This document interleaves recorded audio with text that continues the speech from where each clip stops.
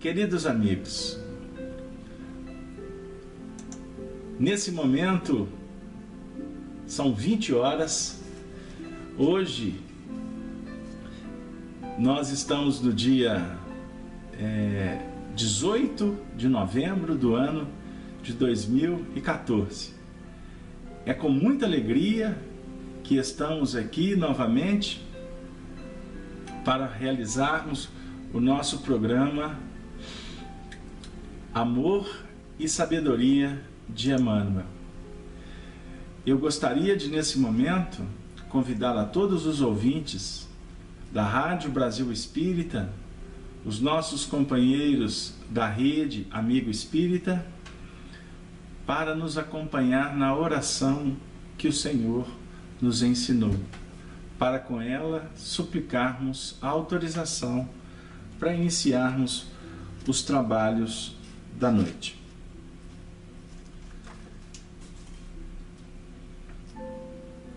Senhor Jesus, Divino Mestre, Divino Amigo, é com muita alegria que nos encontramos nesse momento, reunidos para estudarmos a doutrina espírita e abrirmos as possibilidades do nosso coração assimilar as propostas que vêm do mais alto. Suplicamos, Senhor Jesus, que Tu envies os ceareiros para visitar os nossos lares, para atender às nossas súplicas, cuidando das nossas mazelas.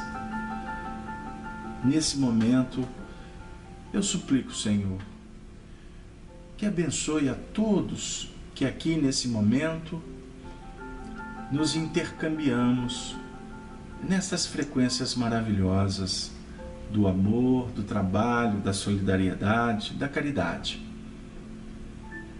Que possamos, Senhor,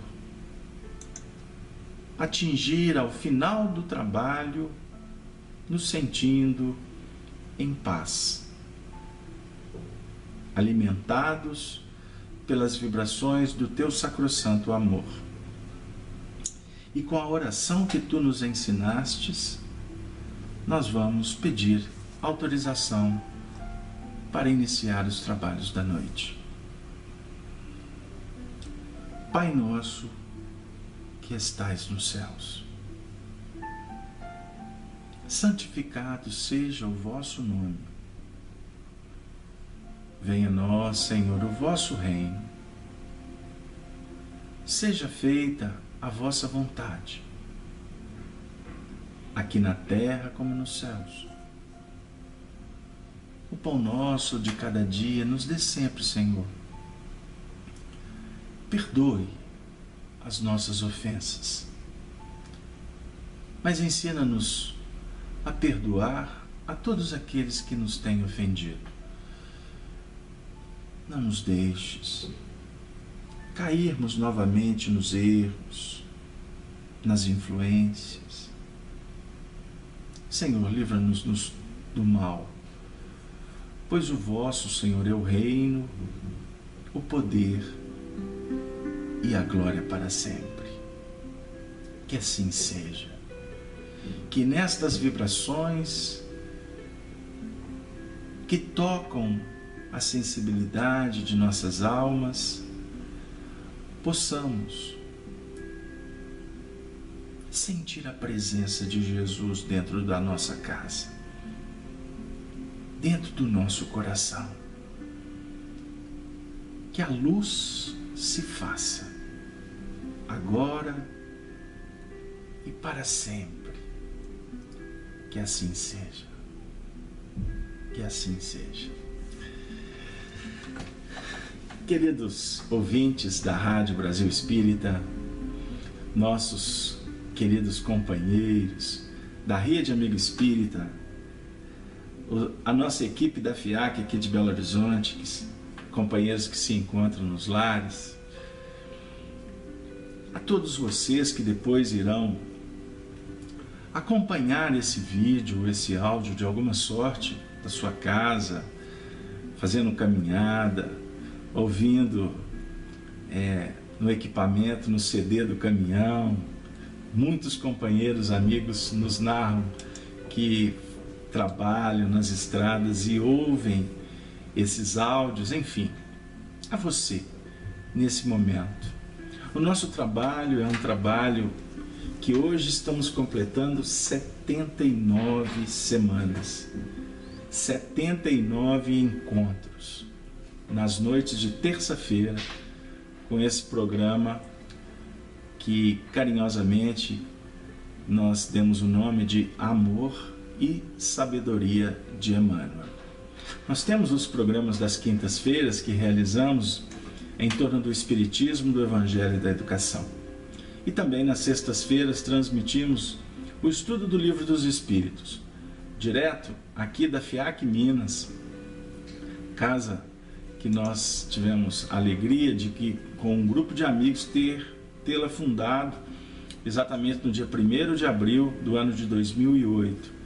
Então nós estamos caminhando aí para 7 anos de atividades, sendo que, para nossa alegria, hoje, toda a produção que nós realizamos, já passamos da marca de 3,5 milhões de acesso identificado através dos nossos 2 blogs, o chico-xavier.com, o feac.com e o nosso site principal, que é o www.feac.org.br.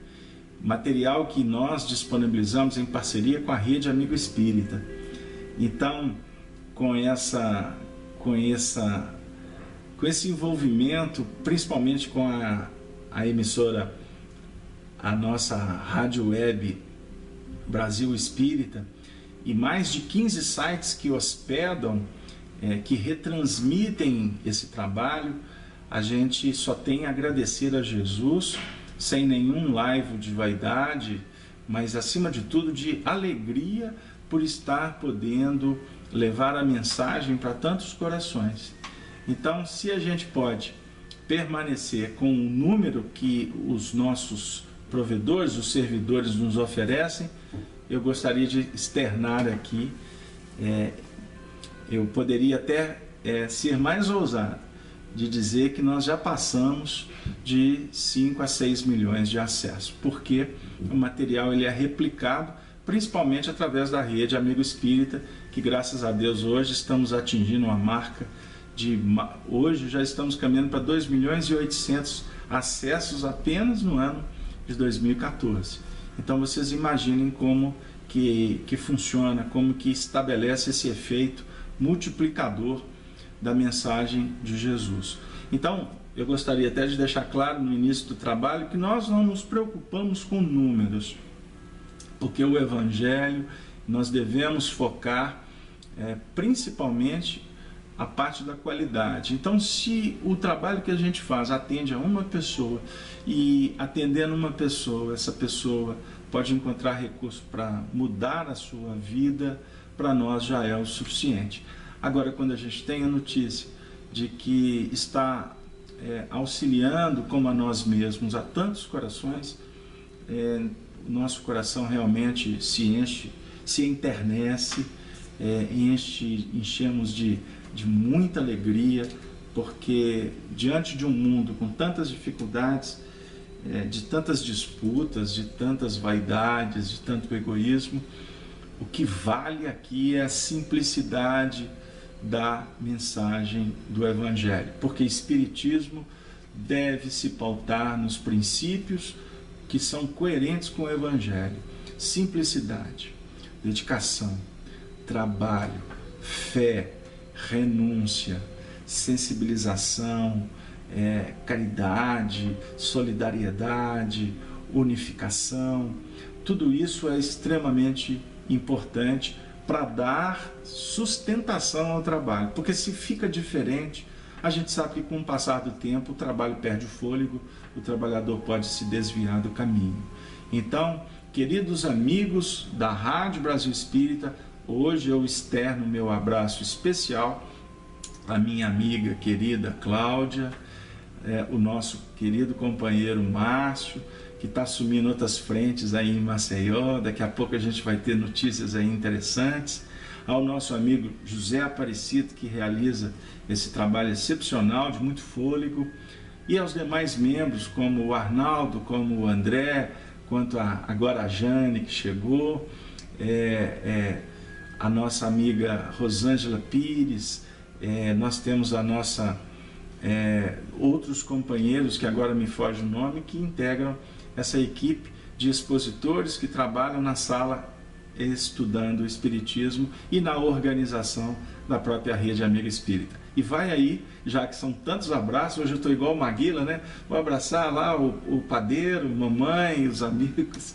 Eu gostaria de encaminhar hoje um beijo muito especial à minha querida Tuti, a esposa do José Aparecido, que afirmam as entendidas que na frente de todo grande homem existe essa sustentação que vem do alto. Então não é atrás de um grande homem, não, é na frente de todo grande homem existe uma grande mulher, porque se não for assim, o casamento não se faz perfeito. Sem delongas, nosso trabalho Amor e Sabedoria de Emmanuel, nós estamos estudando alguns aspectos que remontam o romance há 2000 anos, que foi psicografado na década de 40, através das mãos abençoadas do nosso inesquecível, do nosso querido Francisco Cândido Xavier. Hoje para nós, dia 18 de novembro, terça-feira, são 20 horas e 12 minutos nesse momento, o trabalho é desafiador novamente. Por quê? Nós vamos refletir agora em torno do capítulo 5 da segunda parte, que é intitulado Nas Catacumbas da Fé, e mais à frente, e no Circo do Martírio. Esse capítulo, hoje nós reservamos um tempo para dar uma repassada em alguns pontos, e por isso é que eu não estou com muita pressa para iniciar no conteúdo, porque ele é riquíssimo de ensinamentos. Ele vai trabalhar já um movimento da família Lentulus, em que nós vamos nos deparar com um salto de 25 anos daquelas reflexões que nós fizemos lá de trás, quando a família Lentulus mudou para a Palestina, quando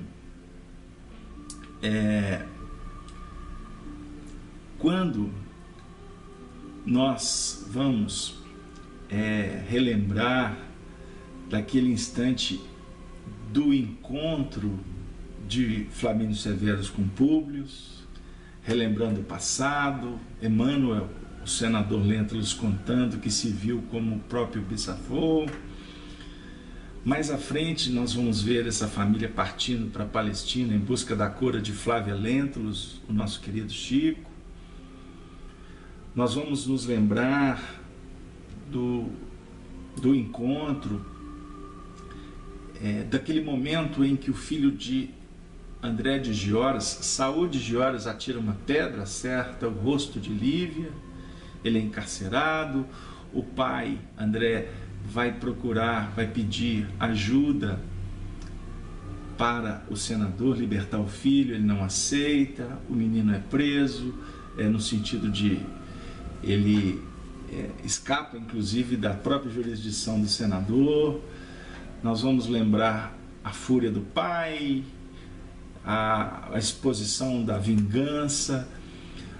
Nós vamos lembrar também do rapto de Marcos Lentulus, feito pela serva Semele, que foi introduzida na casa dos Lentulus pelo ódio, pela mente que arquitetou, que foi do judeu André de Gioras.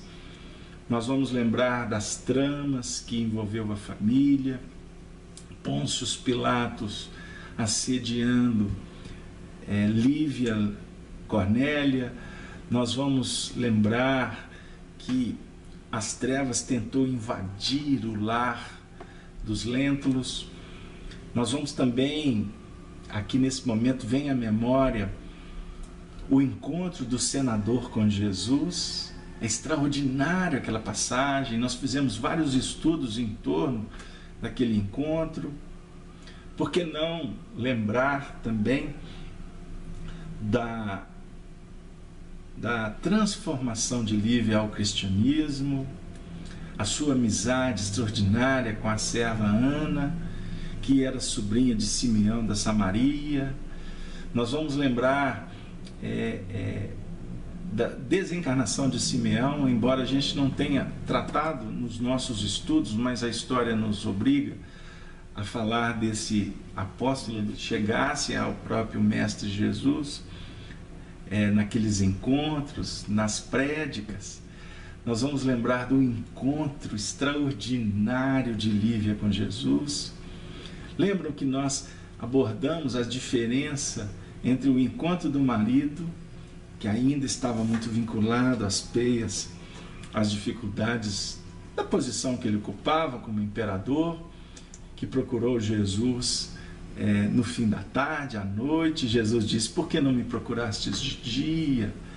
Aí a gente falou do encontro de Lívia com Jesus, que se deu num momento extraordinário, em que ela busca aquele que se torna a referência da vida dela. Nesse capítulo a gente vai ter um momento em que Lívia diz assim para Ana, que os dois amores da vida dela era Jesus e o seu marido Lentulus, embora já houvera passado 25 anos e ela já o tinha na cota de um irmão, compreendendo as dificuldades dele como ser humano. São pontos valorosos, mas também precisamos de aqui recordar do julgamento de Jesus, que é o ponto soberano do livro. O julgamento de Jesus. Vamos lembrar do senador Lentulus, este benfeitor do Brasil, esse evangelizador, o primeiro escritor que aqui desenvolveu um trabalho literário, Manuel da Nóbrega, esse amigo que tem nos ensinado a estudar, a interpretar a Bíblia, o Antigo e Novo Testamento, que fez uma obra ciclópica através de Chico Xavier. Nós vamos lembrar que ele abriu o coração para que todos nós pudéssemos entender os seus conflitos, as suas dores, se colocando naquela posição do cristão, conforme a descrição, por exemplo, do apóstolo Tiago na sua epístola, quando ele diz assim: agora não tenho o versículo para citar para vocês, mas a memória traz o texto, que devemos confessar-nos uns aos outros. Isso é muito bonito. Abrir o coração, sem medo, sem preconceito. E no caso dele foi uma verdadeira confissão, não é?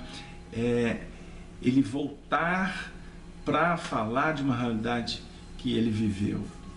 Nós estamos recebendo aqui agora uma interrupção, a nossa ou o nosso Gorete de Atlanta, nos Estados Unidos. Seja bem-vindo, meu amigo.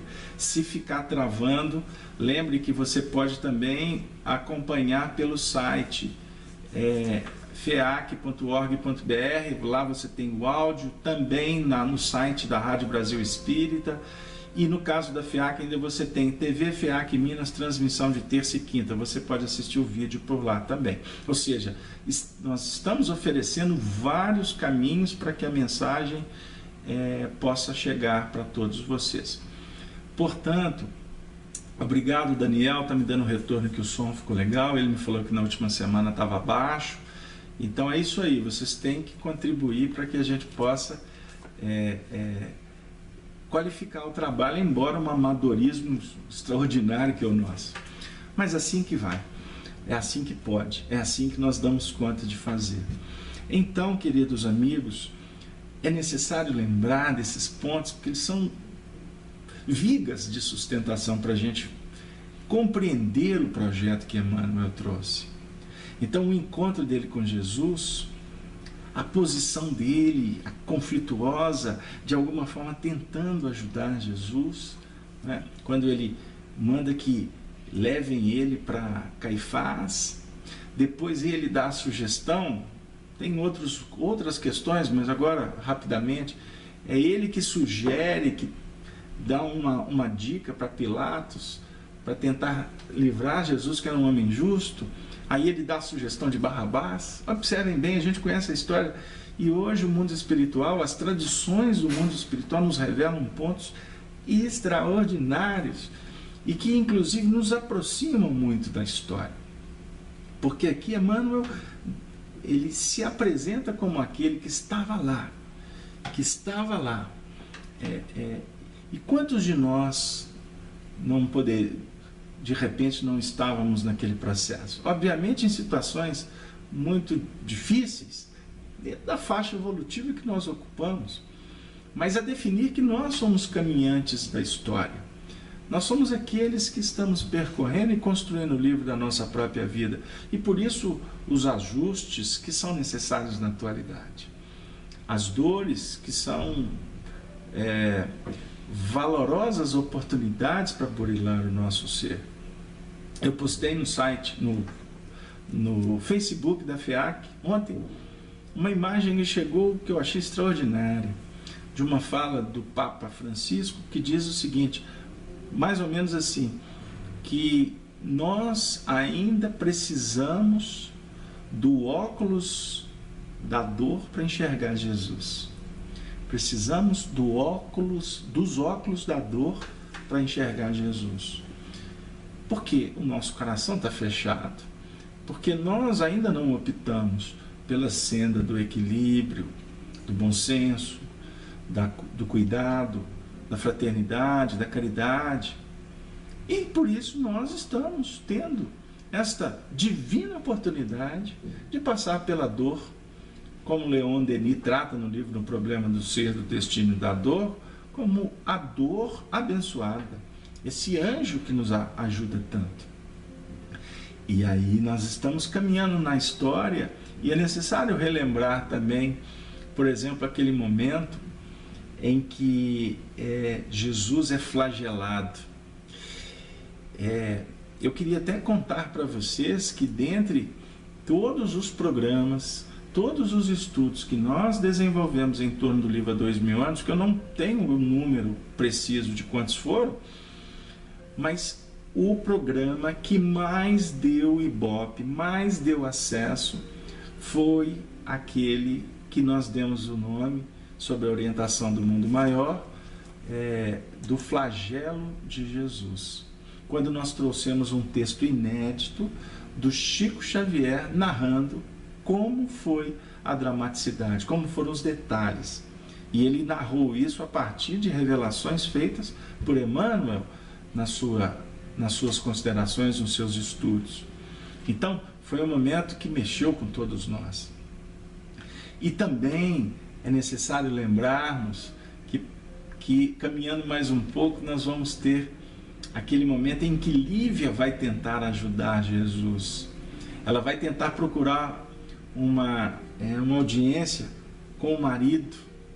Não conseguira, tentou uma audiência com Pilatos. Caiu numa trama, uma trama sórdida, em que existiam aqueles que queriam criar dificuldades para a família do senador, por inveja, por ciúme, por despeito, coisas que acontecem na nossa sociedade até hoje. E o próprio marido, vendo a esposa saindo do palácio de Pilatos, saindo exatamente do apartamento onde ele recebia as suas aventuras em nível íntimo, e ele naquele momento, influenciado por terceiros, ele acaba acreditando numa mentira, em que a sua mulher estava tendo um caso com Pilatos, estava sendo infiel aos seus compromissos morais. E isso é de um valor na história desses espíritos muito sério e que nos faz repensar muitas questões do nosso contexto diário. Inclusive a nossa invigilância em dar ouvido a tudo que bate na nossa porta. Nós precisamos de aprender a triar, a filtrar. Hoje em dia, com tanta informação, com internet e etc., devemos sermos cuidadosos, mas acima de tudo, também valorizar os nossos compromissos. Estabelecer parâmetros da ética para nos vincularmos dentro de um diapasão que possa nos trazer paz, tranquilidade no coração. Então, o Ivani, inclusive de Caldas, está falando que foi um estudo muito emocionante. Eu acredito que ele esteja se referindo ao flagelo de Jesus. Mas também aquele momento em que o senador volta para casa e encontra Lívia, que estava em prece. Como ela não teve sucesso no empreendimento de tentar ajudar o Senhor da vida, ela estava no seu lar acompanhando Jesus crucificado no alto do monte, e ela olhando pela janela do apartamento que eles houveram alugado, porque eles estavam em Jerusalém de passagem, eles não residiam em Jerusalém. E aí, essa passagem do livro é também significativa, porque ela, entristecida com toda aquela situação, vendo aquele homem justo crucificado, sem se defender, porque as notícias já tinham corrido sobre a postura dele, o advogado do advogado não advogou em causa própria. E a gente observa os homens se matando para defender coisas que não têm a mínima importância espiritualmente, se embrenhando na ilusão e com isso criando separatividades, etc, etc. E ele entra de uma forma intrépida, de uma maneira brusca, e define uma situação de um rompimento, aonde ele coloca que só não a levava à morte por respeito ainda às tradições familiares, à filha, enfim, mas que se ela se aventurasse mais uma vez, ela não teria uma segunda chance. E ela, envolvida por Jesus, que antes do fato dissera, quando ela indaga por que ele morrendo na cruz, né? Ele disse: é necessário morrer na terra para angariar os céus, para que alguns instantes em seguida ela vai viver, ela vai ter a oportunidade de dar o testemunho para que pudesse efetivamente implementar aquele conteúdo dentro do seu coração.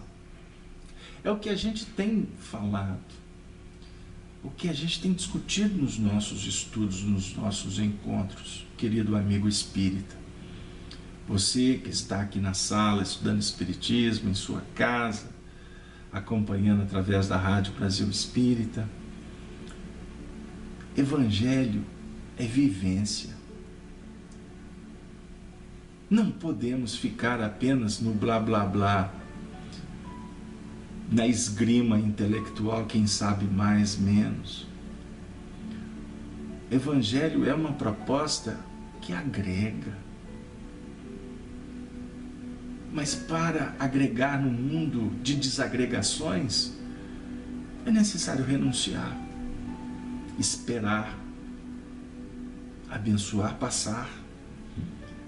Eis o simbolismo, eis o movimento que o Cristo propõe para todos nós. E aí, por que não lembrar, queridos amigos, do momento em que o marido bate a porta, sai, e ela se sente envolvida por uma energia, por uma fé, por uma força, por uma esperança que ela nunca houvera testemunhado. Isso são pontos valorosíssimos para todos nós que estamos passando pelos augúrias do testemunho. Aí nós também vamos lembrar, dentro desse resumo, que não estava na nossa previsão, ele foi acontecendo, e eu vejo que ele tem uma significação agora, e é planejamento do mundo maior. É necessário nós lembrarmos do retorno da família, Lentulus, para os últimos momentos, os últimos instantes, que o amigo do senador, Flamínio Severus, vai conceder a eles, inclusive com um testemunho muito importante. Flamínio Severus conta para Lentulus, que estava espantado com a condição que ele encontra envelhecida do amigo, ele vai dizer para ele que teve o mesmo sonho, que é o objeto do primeiro capítulo dessa obra, o sonho do Lentulus, quando este se viu na condição do próprio bisavô paterno, de nome Publius Lentulus Sura, que vivera 100 anos antes desses acontecimentos do primeiro movimento do livro. 100 anos. Necessário lembrar que foi um momento importante da história da Roma Antiga, porque foi todo um contexto que inclusive redundou na queda da República, na ascensão do primeiro triunvirar, com César, com Pompeu e com Crasso. Depois a queda desse triunvira, com o assassinato, com a morte de Pompeu, com o assassinato de Júlio César, a ascensão de Marcos Antônios. Marcos Antônios, eu chamo a atenção dos estudiosos. Marcos Antônios era enteado de Públio Lentulus Sura. Marcos Antônios, filho de Júlia, portanto tinha no senador Sura o seu padrasto. Nas complicações que Marcos assumiu em Roma, ele depois reencarna na condição agora de filho legítimo de Públio Lentulus Cornélius. Isso é uma revelação que a gente já começa a soltar por aí, porque estava guardada. É o Marcos que foi raptado por André de Gioras.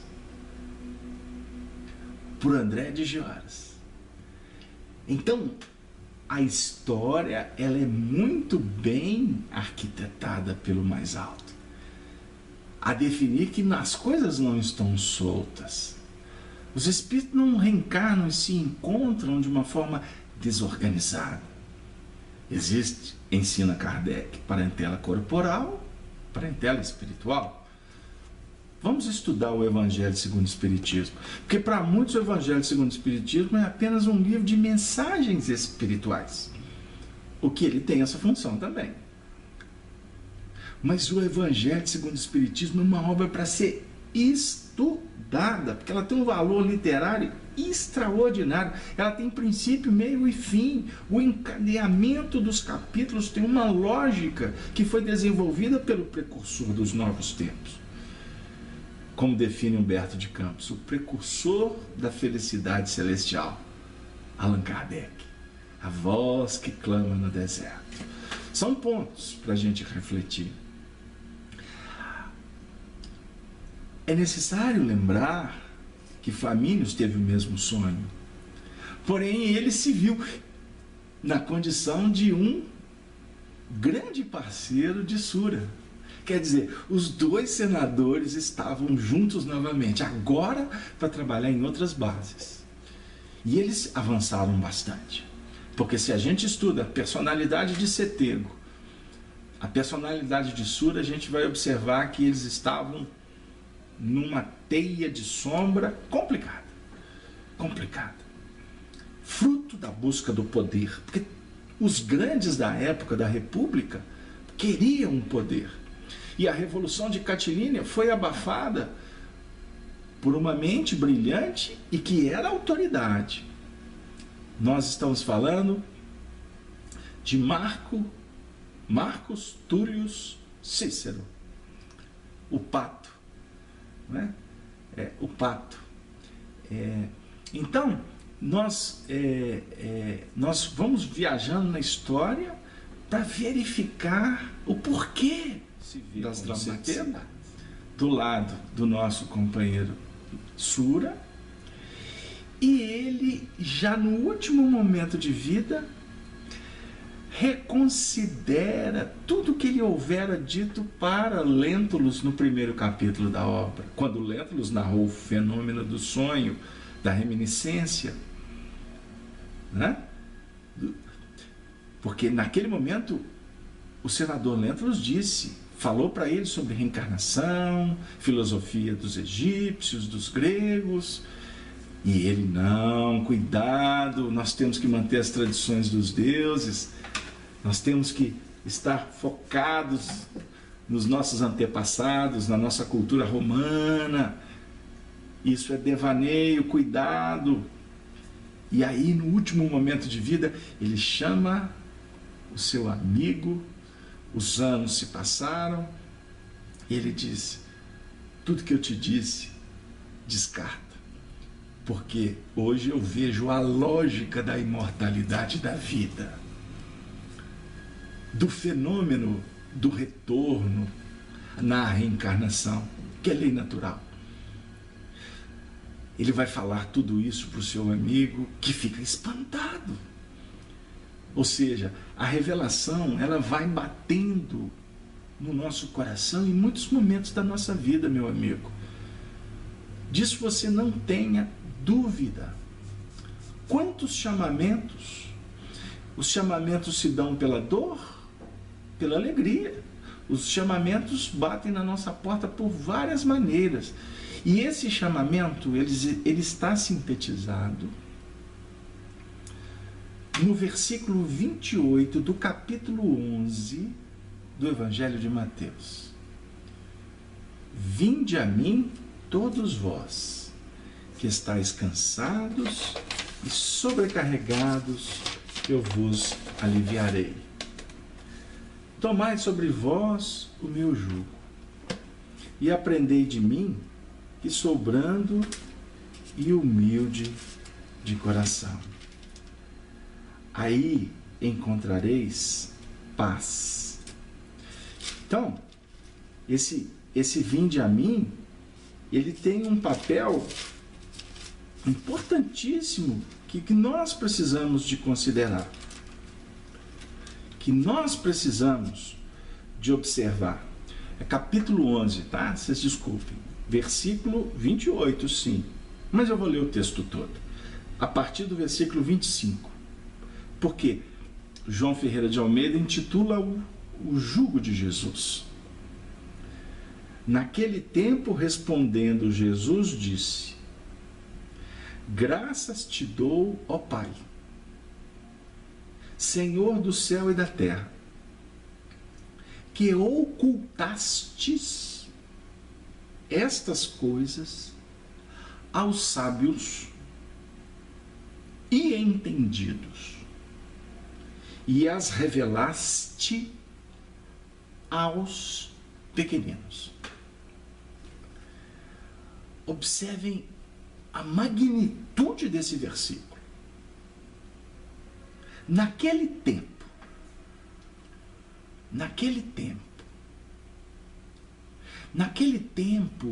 é o instante que há a imaturidade. Imaturo, a revelação não bate, ela não chega. E Jesus disse lá atrás: graças te dou, ó Pai, Senhor do céu e da terra, que ocultastes essas coisas aos sábios e entendidos, e as revelastes aos pequeninos. Porque nós, como sábios e entendidos, costumamos, queridos amigos, nos fartar na vaidade. Então é melhor não. A providência divina revela no momento oportuno. Agora, naquele tempo, quando se faz pequeninos, sensíveis, quando abrimos o coração, naquele tempo o Senhor revela. O Senhor conta. Esse, naquele tempo, a princípio, se refere ao que passou. Então nós temos que considerar que houvera questões que não foram ditas pela providência divina. Mas houveram muito outras que, em estado de graça, que eu posso usar um termo evangélico, estado de graça seria o estado de abertura, de conexão com o Espírito Santo. Deu lá? Vamos daqui a pouco falar que o nosso programa está com cheiro de sacristia, com muito carinho. Não. Com todo respeito à sacristia, que nós vivemos por lá há muito tempo. Mas eu quero dizer o seguinte: o Espírito Santo é a comunhão da alma que se purifica. Na verdade, mas não é verdade intelectiva, discursiva. É a verdade plena, que conjuga passado, presente e futuro. Verdade que é soberana. É a verdade no seu sentido de estabelecer possibilidades para que nós nos intercambiemos e permaneçamos em comunhão com Cristo. É difícil expressar em palavras, mas eu gostaria de dizer assim. Eu gosto de explicar didaticamente para a gente ver se a gente entra no sentimento da questão. Jesus disse assim, na oração que está contida no capítulo 17 do Evangelho de João: Pai, ele ora pelos discípulos. Pai, eu não vos peço que os tire do mundo. Pai, eu vos peço que os livre do mal. Pai, santifica-os na verdade, para que eles estejam comigo como eu estou contigo. Esse trecho é lindo. A gente estudava muito ele lá atrás, quando a nossa comunidade só estudava o Evangelho de João. Então, por isso um pouco de familiaridade com esse texto. Isso em outras existências, tá bom? Só para esclarecer. Mas eu quero dizer o seguinte: é importante a gente verificar o que vem a ser essa verdade que liberta, que protege.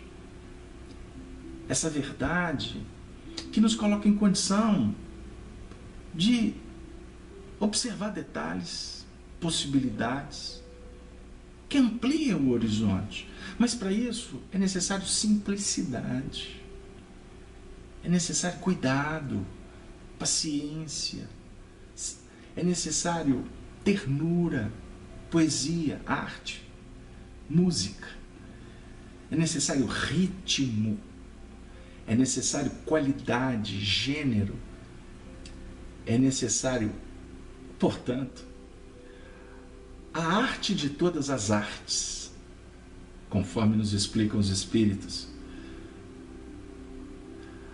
a harmonia, porque o amor de Deus é a harmonia, e da harmonia que se deriva todas as outras artes, inclusive a própria melodia, que é a mais materializada de todas. A pintura, que nos sensibiliza, que nos toca o sensório mais grosseiro. Embora é necessário ter o sensório habilitado para registrar o que está materializado e que nos projeta para o divino. Eu acho que o negócio apertou, hein? O que vocês acham?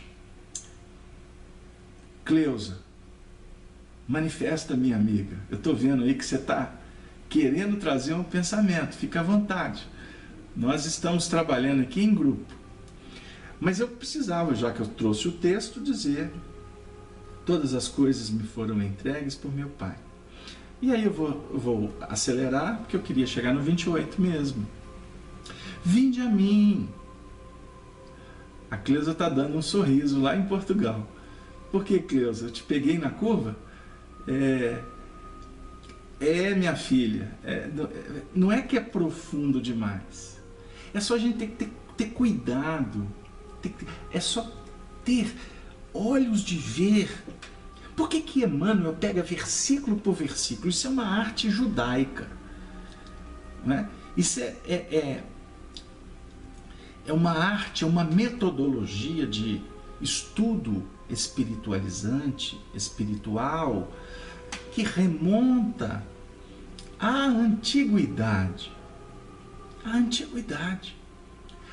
Observem como os egípcios estabeleceram a filosofia que trouxeram das hostes maiores, por exemplo, como de Capela. O problema é que a gente vai muito para o esoterismo com X. É necessário a gente analisar com uma visão esotérica, com S, porque esoterismo é para o povo. Virou comum. Com S é profundidade. Doutrina espírita propõe profundidade. Profundidade. Então por que existe uma pirâmide? Por que construíram pirâmide? Só para ser um templo, uma nave que vai guardar o túmulo de um faraó? Uma pirâmide simboliza um processo evolutivo. Processo evolutivo. Uma pirâmide, eu posso dizer que ela é o simbolismo da casa mental. São pontos. No ápice da pirâmide você fala de unidade. Nas bases você fala de dualidade. Nas quatro faces você fala do quaternário, que é a fixação nossa nos planos da elaboração mental, que requer, que exige reencarnação. Por isso os quatro corpos fundamentais. Então, se eu for ficar aqui fazendo um estudo interpretativo de símbolos, a gente fica eternamente aqui descobrindo pontos que estão assim, para os homens verem, mas graças te dou, ó Pai, porque não revelastes isso aos sábios e os entendidos. Porque o Pai tem que revelar para os pequeninos. Agora, como que o Pai revela para os pequeninos? Ô pequenino, eu vou te contar uma coisa. Não, isso é infantilidade. Porque as leis da vida, elas estão dispostas. A lei de gravidade está aí. Quanto mais você envolver, estudar, etc., mais você vai observar a exuberância da gravitação, da gravidade, atração, repulsão dos corpos. A eletricidade está aí. Quanto mais você estudar, mais você vai ver como ela pode te oferecer recursos. A reencarnação é uma lei divina. Quanto mais você se aproximar da reencarnação, mais você vai sair da reencarnação. Querem uma reflexão? Eu vou voltar para 2000 anos, tá? Eu tenho 2000 anos para voltar para o livro. Não sei se eu vou perder o emprego antes, mas vocês vibrem aí, porque hoje nós estamos batendo papo.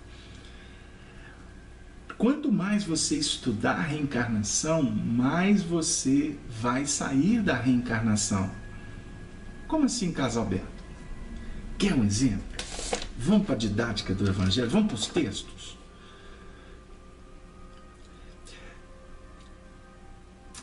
Estudo da reencarnação é estudo de leis naturais. Não é verdade?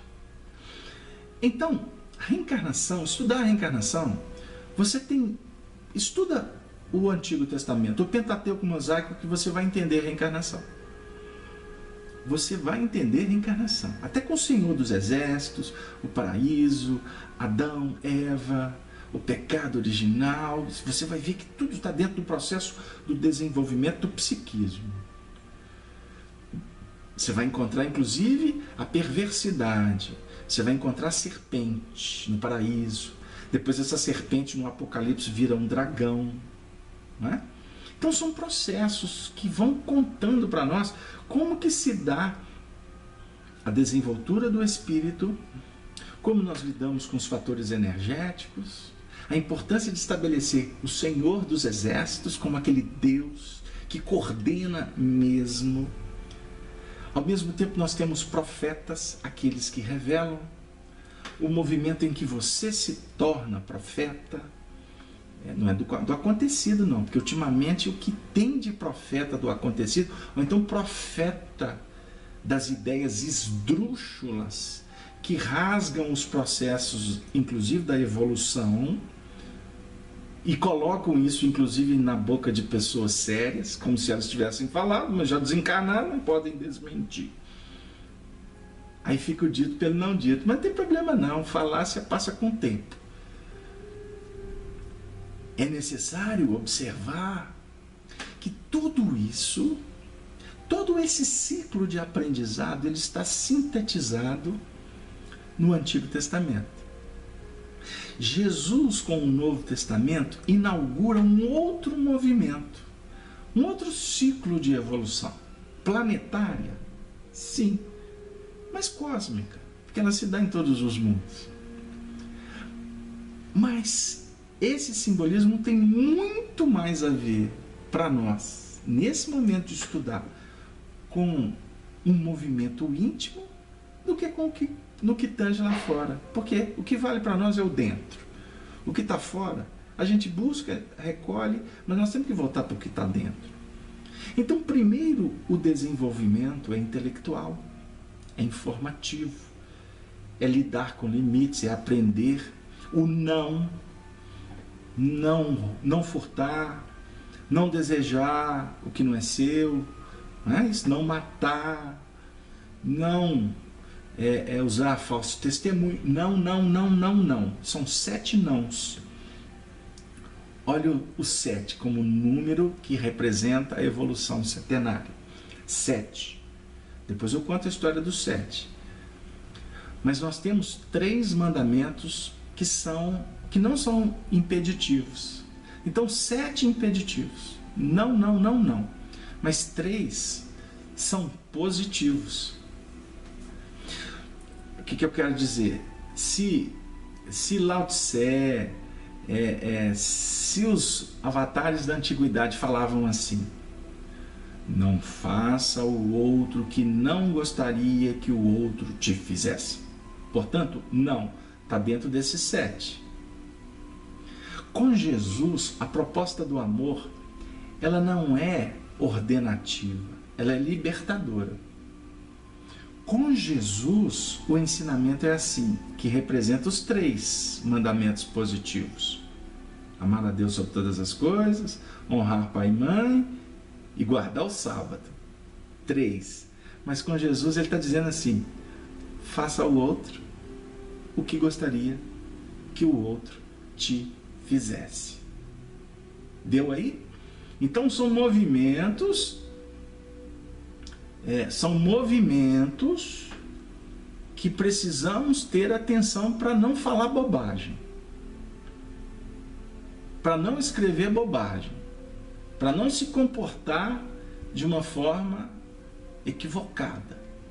Então, primeiro com João Batista, Moisés, porque o ciclo com Moisés, ele se fecha em João Batista, para se abrir em João Batista de novo. Depois eu explico. Mas eu quero dizer o seguinte: por que Jesus falou, quando se refere a João, ele diz assim: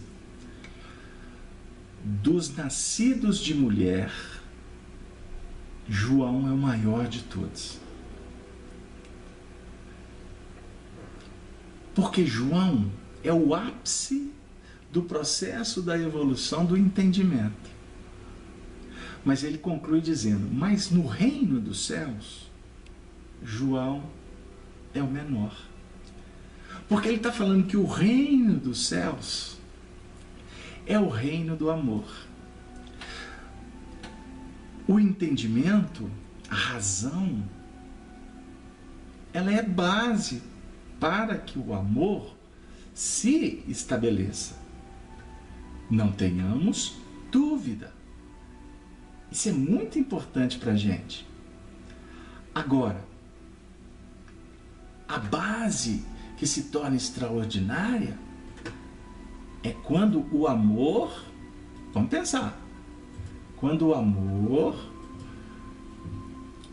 vai ganhando espaço, porque assim ele vai libertar o espírito para os voos que são os definitivos. Aqueles voos que efetivamente vão trazer o quê? Garantia. Vão estabelecer segurança. Deu aí, gente? Então, cara, aqui, que a gente pode elencar aqui, que estabelece a importância de se ter o chamamento. Vinde a mim. Tudo isso que a gente falou agora, para a gente chegar no versículo 28. Vinde a mim, todos os que estáis cansados e oprimidos, e eu vos aliviarei. É o óculos da dor que o Papa Francisco falou e que nós lembramos aqui hoje. No movimento da limitação, do atrito, da dificuldade, Jesus, o Mestre, o Messias, o Pastor, nós estudamos esse tema na quinta-feira no programa Espiritismo, Evangelho e Educação. Pregação de Estevão. Estão lembrados? Quem acompanha na quinta? A diferença de pastor e de Messias. Mas os dois se conjugam no Cristo. O papel do Messias, o papel do enviado, do Cristo, é pastorear, é educar. Educar, arte de formar caracteres. Educar no sentido de propor para que o indivíduo realize. Né? Então vamos pensar o seguinte: propor, educação. Mas também o papel do Messias é evangelizar, é transformar. Por isso é que a gente aprende aquela trilogiazinha básica na doutrina. A instrução informa, a educação forma e o evangelho transforma. Deu aí? E o evangelho transforma. Porque se não transformar, continua fazendo bobagem. Continua falando que não deve. Trocando os pés pelas mãos. Precipitando. Deu aí?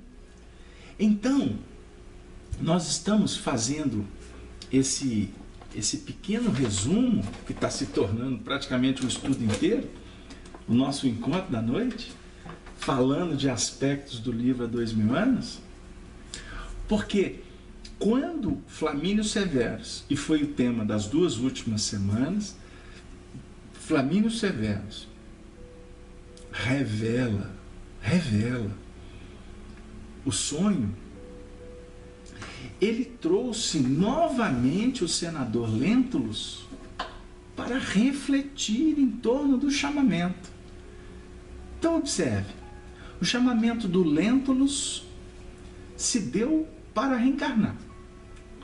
E a Lívia reencarnou com ele, para ajudá-lo.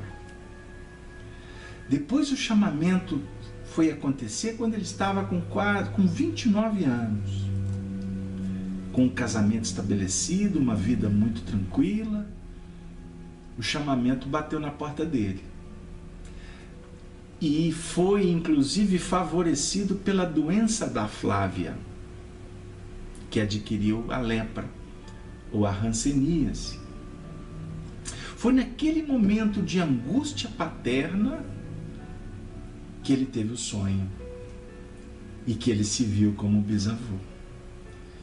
E que ele foi levado para o plano espiritual e ele viu muitas coisas que aconteceu, inclusive depois da desencarnação dele, do seu bisavô. O sofrimento, a treva que ele entrou na região espiritual de Roma. E ele foi salvo por quem? Pelas mãos abençoadas dos seus mentores, tendo na presença da sua alma gêmea, vou repetir, que é um assunto que requer de nós espíritas mais aprofundamento e menos ortodoxia. Precisamos estudar a evolução para entender o que vem a ser a alma gêmea, porque senão vai falar bobagem, vai ficar em conceitos, inclusive que próprio Kardec definiu que não existe alma gêmea. Na realidade, ele estava tratando de um assunto de uma forma geral, porque não existe uma metade de um espírito, metade do outro. Não é isso. Mas as conjugações da afinidade entre os espíritos irmãos em plenitude é fato. É fato. Só o amor é capaz de penetrar nas regiões mais difíceis, mais empedernidas. Só o amor. Porque o amor é a energia que é operada, conforme André Luiz descreve, com energias super curtas. Um pensamento comum, energias longas, vibrações longas. Entendeu aí? Então, quando você opera com ondas de amor, que são ultra curtas, você diminui espaços intratômicos e você projeta luz. Projeta luz. Como Simplício desejou aí para o Clay, estou sem óculos, Shelley, não é isso? Luz e paz. Projeção de luz faz paz, adocica, abençoa. Deu aí? Então, vamos refletir, meu querido amigo ouvinte da Rádio Brasil Espírita, da Rede Amigo Espírita, você está no chat. A Cleusa está dizendo assim: amar ao outro não basta. Temos que amar lucidamente. Cleusa, querida amiga, você me permite um adendo no seu pensamento? Que nós concordamos, amar tem que ser com lucidez. Mas o que é amor? O que é amor? O que é amar de verdade? Será que você não está querendo se referir a ter sentimentos que envolve o desejar o bem, o trazer, oferecer alguns recursos que possam felicitar? Se for nesses termos, você está falando de uma partícula de um projeto chamado amor. Porque o amor não é só apenas sentimento. É querer o bem sem ter que esperar nada em troca. Tá. Filosoficamente é isso aí. É vibrar em consonância com Deus. É fazer luz. E você faz luz acionando a vontade, os seus recursos. Mas também envolve sabedoria, experiência. Também envolve fé. Amor envolve esperança. Amor enreda a paciência. O amor atrai a compreensão. Então, amar se torna um movimento que favorece a própria manutenção da vida de quem ama.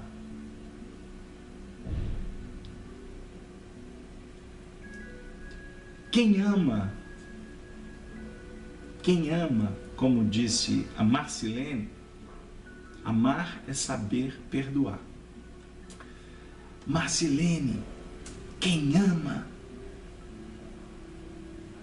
não precisa perdoar, porque ele ama. Amor é dádiva plena. Amor é luz insofismável, inestimável, imensurável. Amor, portanto, eu volto a dizer, com Jesus, com Emmanuel, que amor é o alimento do Espírito. Você alimentado, meu amigo, a vida tem outra conotação. O Simplício escreveu assim, lá de Bento Gonçalves: quem ama não precisa de mais nada, pois está completo. Nossa, Simplício, meu amigo, agora você foi fundo, Simplício. Você foi assim, perfeito. Você foi assim, envolvido pelas hostes superiores. Quem ama não precisa de mais nada. Quem ama não está. Quem ama é completo. Ele não está. Porque nós podemos estar sentindo plenitude ou completude para daqui a pouco não estar mais.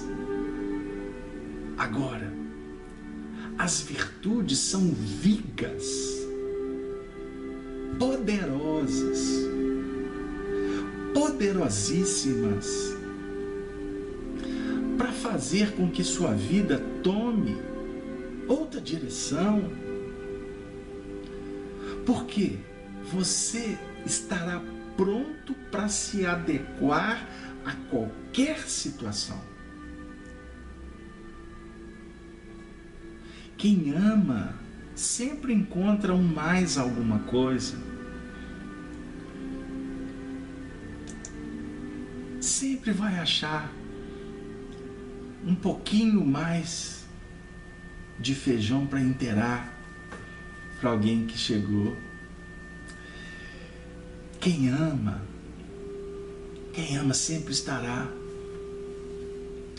aguardando a chegada da providência divina. Então, nós temos, como o Simplício está colocando, eu vou ajustar para adequar, nós temos momentos felizes, mas nós não temos a felicidade plena na Terra. É utópico querê-la, procurá-la.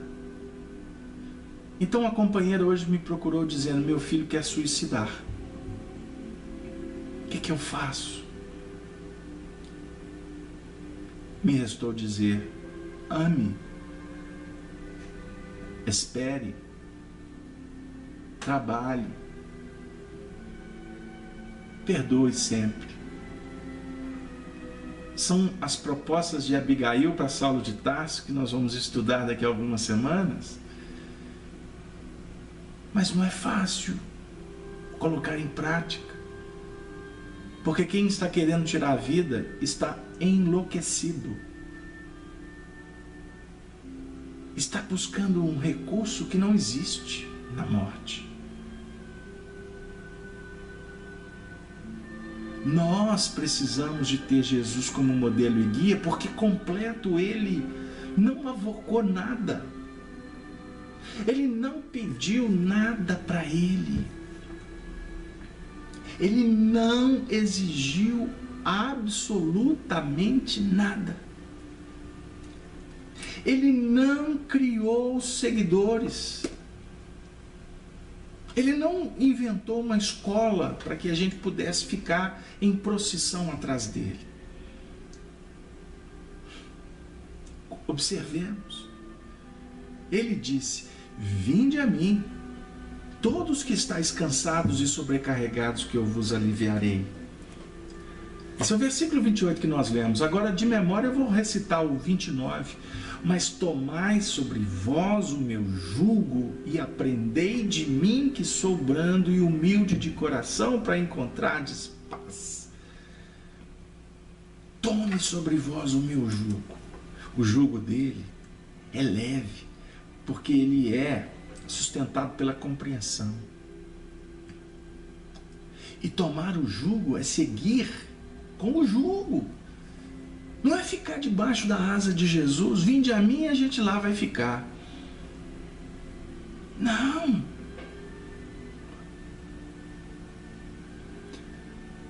O Marcelo, daqui de Belo Horizonte, grande Marcelo, um grande abraço, viu, meu conterrâneo?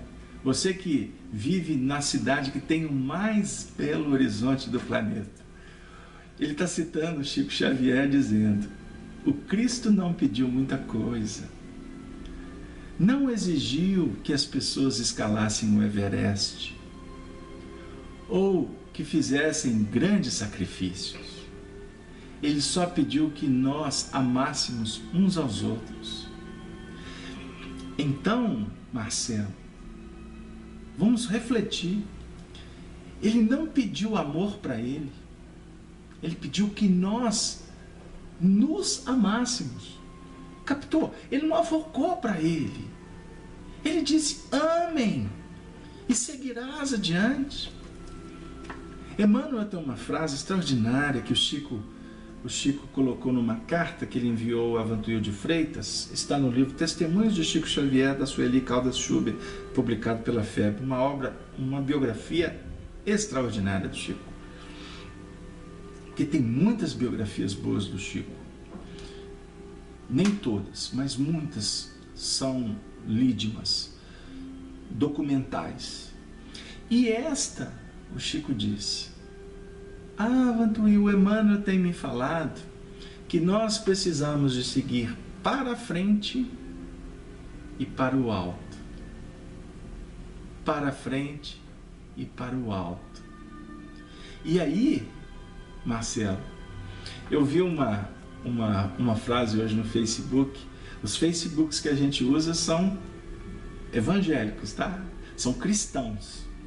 Não é o Facebook do chulo, do que não cresce, o que não agrega. Isso aí nós fazemos questão nem de saber que existe. Mas eu vi uma frase extraordinária que o indivíduo falou assim, mais ou menos o que o Chico disse, que o Cristo não nos pede para fazer coisas extraordinárias. Portanto, vamos lavar a louça com a mamãe. Eu achei de uma sabedoria fantástica. Vamos lavar a louça com a mamãe.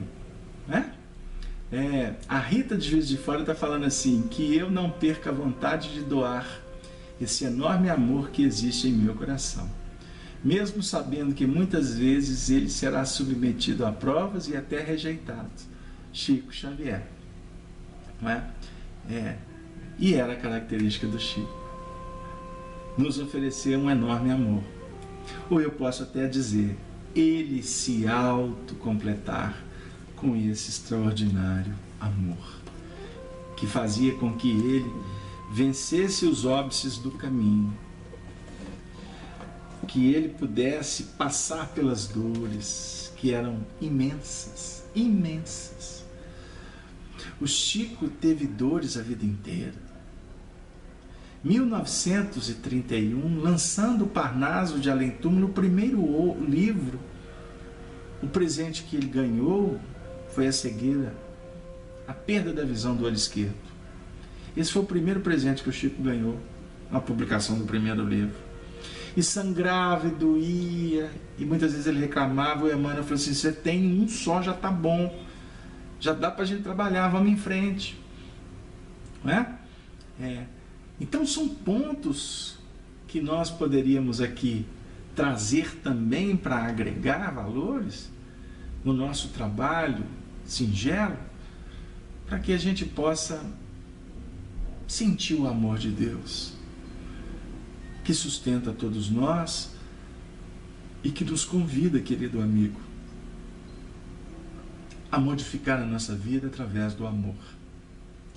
Eu gostaria de convidar a vocês, todos os ouvintes da Rádio Brasil Espírita, da Rede Amigo Espírita, para estar conosco na próxima semana, porque nós vamos dar continuidade, vamos entrar propriamente no trabalho, no seu sentido de entrar, observar o que nos reserva, o que Emmanuel tem para nos contar nesse momento tão valioso do nosso aprendizado.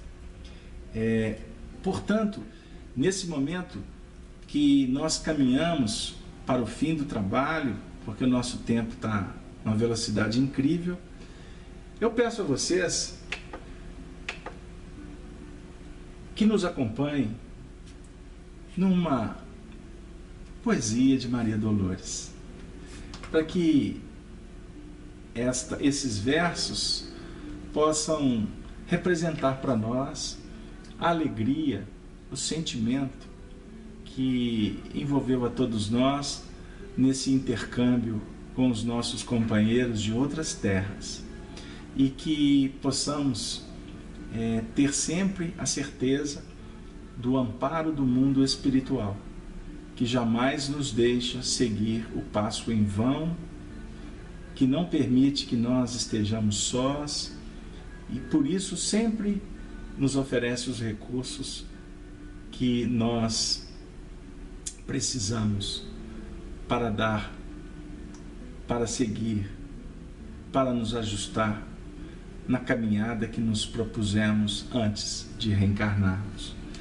E no livro Antologia da Espiritualidade, através das mãos abençoadas de Chico, Maria Dolores diz assim, na lição Moeda Bendita: Sê bendita, moeda, quando surges, pelo esforço de alguém, amparando o outro alguém que te liberta por sustento do bem.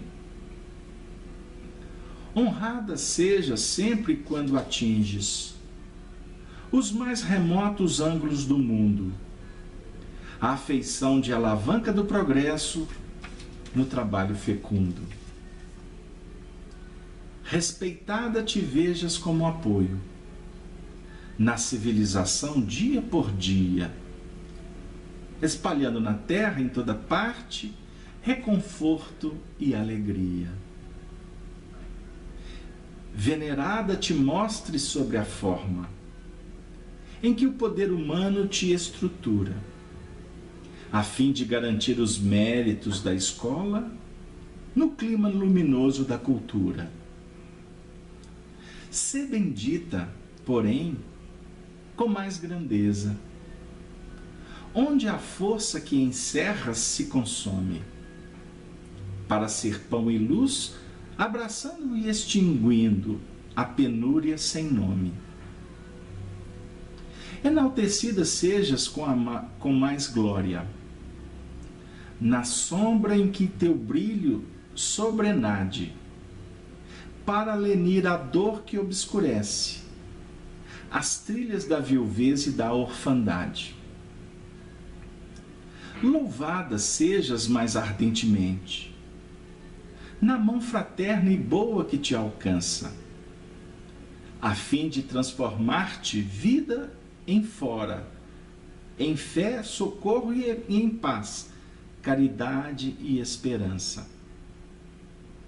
Por toda a evolução que orientas e trazes, onde a vida, moeda, te afeiçoe, mas sobretudo pelo bem que fazes, Deus te eleve e abençoe.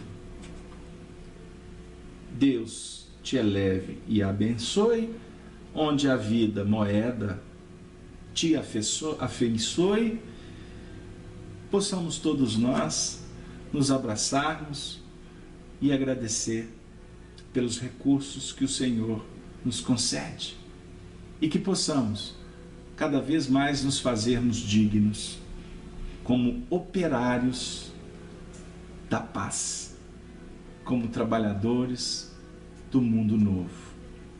Se a desconfiança, o medo, a ilusão, a mentira, a corrupção, a violência campeia pelas sendas da ignorância humana, recordemos que Jesus bate à nossa porta, nos convidando a todos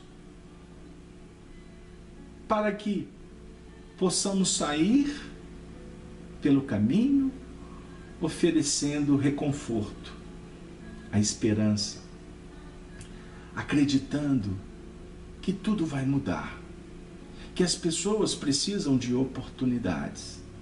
Então, antes de denegri-las, silenciemos. O mal deve ser represado, devemos evitar comentá-lo.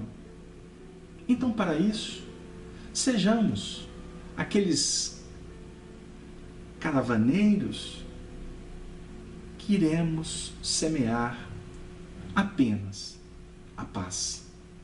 Pedro, tu me amas? Apacenta as minhas ovelhas. Pedro, tu me amas? Apacenta as minhas ovelhas. Pedro, tu me amas? Sim, mestre, te respondi por 2 vezes. Apacenta o meu rebanho. Que Jesus esteja conosco. E Ele está no meio de nós. Que estejamos com Ele, agora e sempre. É a súplica que nós fazemos aos nossos benfeitores, para que eles continuem sustentando e abençoando todos os lares dos nossos amigos para sempre. E assim me despeço dizendo: Ave, Ave, Ave, Ave Cristo. Um abraço e endereçamos um carinho, um amplexo respeitoso de um querido companheiro que se faz presente nesse momento no nosso encontro. O nosso querido Pedro de Alcântara. Até breve. Que assim seja. Rede Amigo Espírita, uma ferramenta de união, interação e divulgação do movimento espírita. Acesse www.redeamigoespírita.com.br e confira nosso acervo disponível. Rede Amigo Espírita, divulgando, instruindo e unificando. Rede Amigo Espírita, uma ferramenta de união, interação e divulgação do movimento espírita.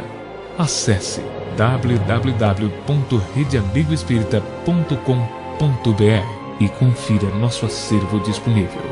Rede Amigo Espírita, divulgando, instruindo e unificando.